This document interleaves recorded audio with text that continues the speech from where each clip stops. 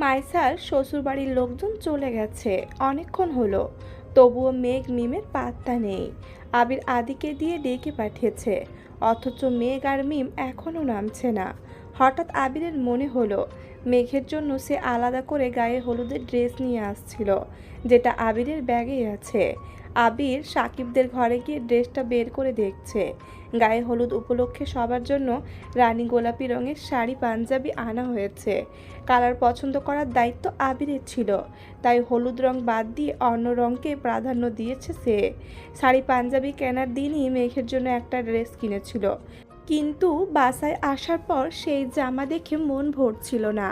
তাই গতকাল রাতে মার্কেটে গিয়ে অনেক খুঁজে মেঘের জন্য পছন্দ মতো রানী গোলাপি রঙের একটা ড্রেস নিয়ে আসছে। ড্রেসটা পরলে তার স্প্যারোকে কেমন লাগবে সেটাই ভাবছে। কিছু একটা ভেবেই নিজের মাথায় গাঁটটা মেরে আনমনে হেসে ফেলল। ড্রেসটা শপিংয়ে ভরে মালাদের ঘরের সামনে ওঠান পর্যন্ত আসতেই মালিয়া খান ডাকলেন, এসে থেকে কোথায় ঘুরে বেড়াচ্ছিস? ভাবি বলল আসার পর নাকি অল্প ভাত খাইছিলি, তোর কি খিদে পায় না?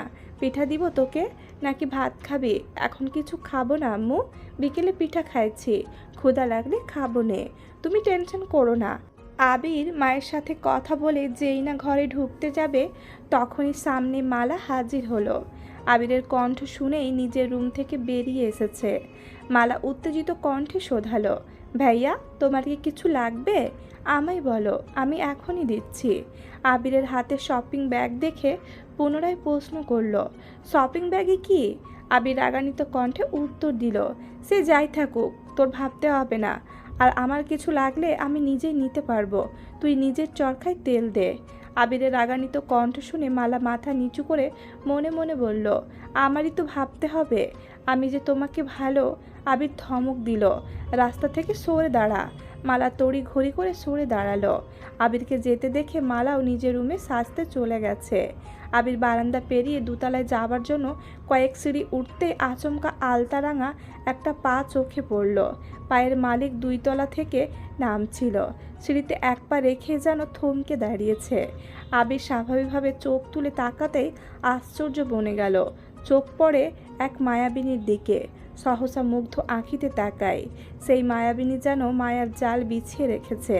আবিরের মতো হাজারো সুপুরুষ যুবক তার এই রূপে ঝলসে যাবে।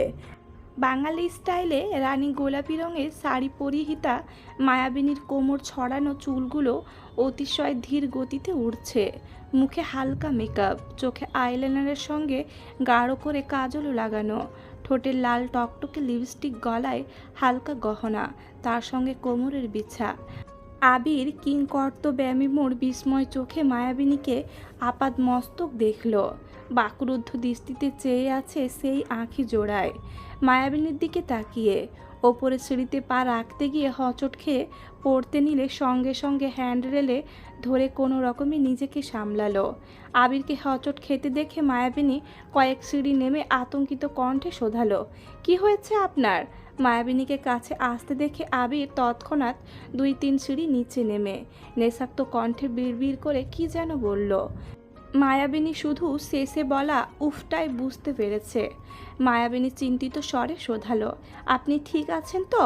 আবির উত্তর না দিয়ে উল্টো প্রশ্ন ছুড়ে দিল, তুই কি ঠিক থাকতে দিচ্ছিস? আবিরের প্রশ্ন শুনে মায়াবিনী অপলক দৃষ্টিতে তাকালো।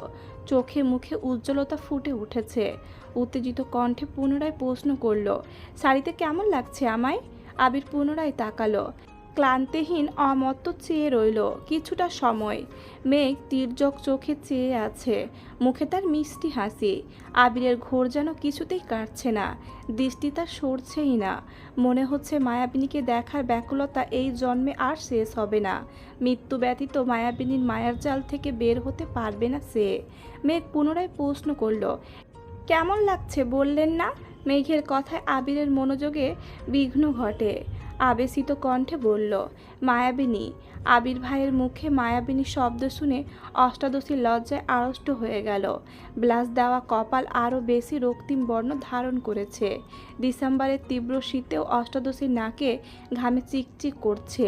প্রিয় মানুষের মুখে নিজের প্রশংসা শুনে অষ্টাদশীর কোলেবরে অন্যরকম শিহরণ জাগছে।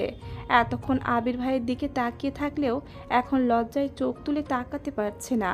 আবির গলা খাখারি দিয়ে বলল, হাতটা দেখি। আবির নিজের হাত বাড়ালো। মেঘ ডান হাত একটু এগোতেই আবির মেঘের হাত ধরে এক সিঁড়ি ওপরে উঠে মেঘের ডান হাতের কনিষ্ঠ আঙুল মুখের কাছে নিল। মেঘের কনিষ্ঠ আঙুল ব্যতীত বাকি আঙুলগুলো স্থান পেল আবিরের গালে। আবিরের গালে থাকা খোঁচা খোঁচা দাড়ি স্পর্শ করতেই অষ্টাদশীর বুকের ভেতর উথাল পাথাল ঢেউ শুরু হয়ে গেছে। আবির মেঘের কনিষ্ঠ আঙুলে আস্তে করে কামড় দিল। অমনি অষ্টাদশী কেঁপে উঠল। মেঘের অস্বস্তি বুঝতে পেরে আবির হাত ছেড়ে কিছুটা দূরে দাঁড়ালো। আবির স্বভাব সুলভ ভারী কণ্ঠে বলল, আমার সুন্দর লাগছিল বলে তুই একদিন নজর কাটিয়েছিলি, আজ আমি কাটালাম। মেঘ নিস্তব্ধ নীরের দৃষ্টিতে তাকিয়ে আছে। আবির নিজেকে সামলে গম্ভীর কণ্ঠে বলল, মানুষ মারার প্ল্যানটা কার? মানে তুই তো কোনোদিন শাড়ি পরিসনি, আজ হঠাৎ শাড়ি পরার কারণ কি? মেঘ আমতা করে বলল, মাইসা আপু জোর করলো শাড়ি পরার জন্য। আপু আর আপুর বান্ধবী মিলেই আমায় সাজিয়ে দিয়েছে, তাই তো বলি। কি? কিছু না। পরেছিস ভালো কথা, কিন্তু তোর জন্য শাড়ি আনা হয়নি। এই যে তোর ড্রেস, শাড়িটা পাল্টে ড্রেসটা পরে নিচে আসবি। মেঘ শপিং ব্যাগটা হাতে নিয়ে একটু দেখলো, তারপর মন খারাপ করে বলল, আনা হয়নি মানে? শাড়িটা তো মাইসা আপুই আমায় দিয়েছে, ওখানে তো অনেক শাড়ি ছিল, এত বেশি বুঝিস কেন? শাড়ি বেশি থাকলেই কি পরতে হবে? একটু থেমে পুনরায় বলল, তুই এভাবে স্টেজে গেলে মাইসা আপুর বদলে সবাই তোকেই হলুদ লাগাতে আসবে। তার থেকেও বড় বিষয়, বিয়ে বাড়িতে এত এত মানুষ, কত বাজে মেন্টালিটির ছেলে আছে, কখন কোন ছেলে কি বলে ফেলবে, তখন তো গাল ফুলাইয়া কান্না শুরু করে দিবি। আমি তানবীর না যে সর্বক্ষণ চোখে চোখে রাখবো। কোনো সমস্যা হলে ঠান্ডা মাথায় সমাধান করব। বাই এনি চান্স কোনো ছেলে উল্টাপাল্টা কিছু বললে তখন আমার হাত উঠে যাবে। আমি বিয়ে খেতে আসছি, মারপিট করতে নয়। তুই কি চাস তোর জন্য আমি বিয়ে বাড়িতেও মারপিট করি? মেঘ ডানে বামে মাথা নেড়ে উচ্চ স্বরে বলল, না। আবির মোলায়েম কণ্ঠে বলল, যদি বিয়ে বাড়িতে কোনো রকম ঝামেলা না চাস তাহলে এইসব মেকআপ তুলে ড্রেসটা পরে সিম্পলি নিচে আসবি। আর যদি মনে হয় সবাই শাড়ি পরছে তাই তোকেও শাড়িই পরতে হবে, তাহলে এভাবেই যেতে পারিস। Choice is yours. মেঘ আর কিছু বলল না। শপিং ব্যাগটা হাতে নিয়ে সিঁড়ি দিয়ে উঠছে। মন খারাপ হওয়ার বদলে অষ্টাদশীর চোখে মুখে উজ্জ্বলতা ফুটে উঠছে। আবির ভাইয়ের বলা মায়াবিনী শব্দটা বারবার কানে বাজছে।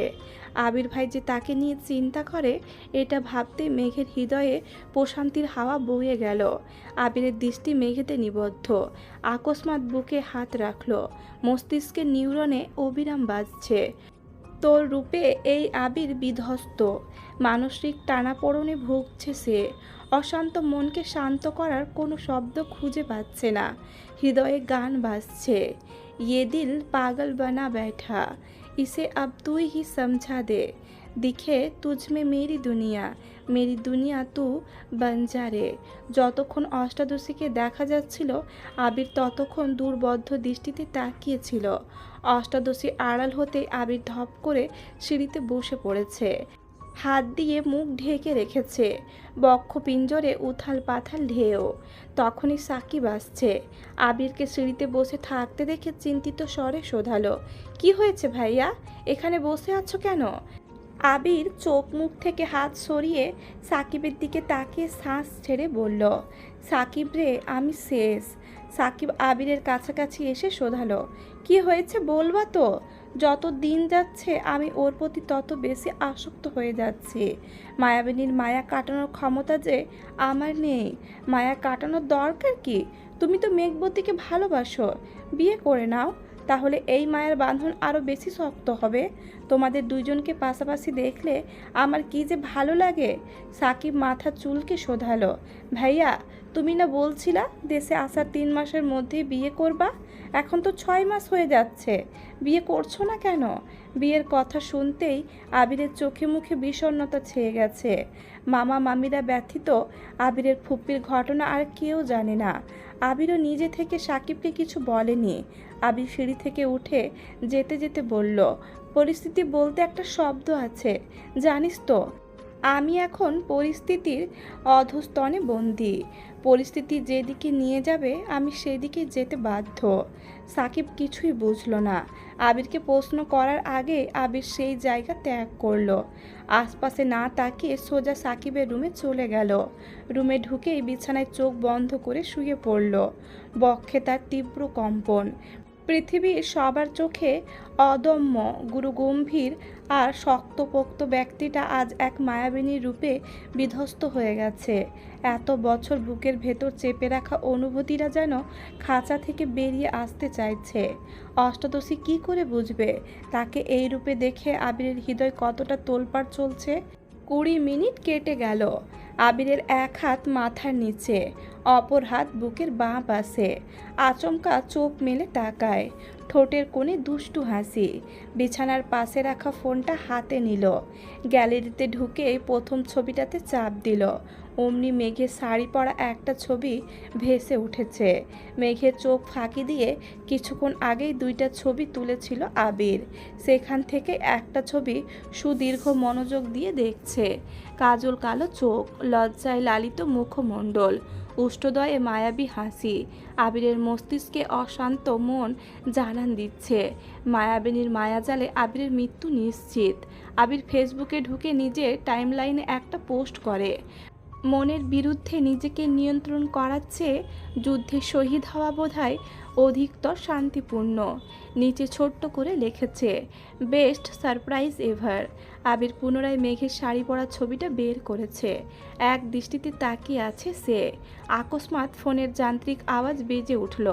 তানবীর কল করেছে। আবির রিসিভ করতেই ওপাশ থেকে উদ্বিগ্ন কণ্ঠে ভেসে এলো, ভাইয়া তুমি ঠিক আছো তো? বনু ঠিক আছে তো?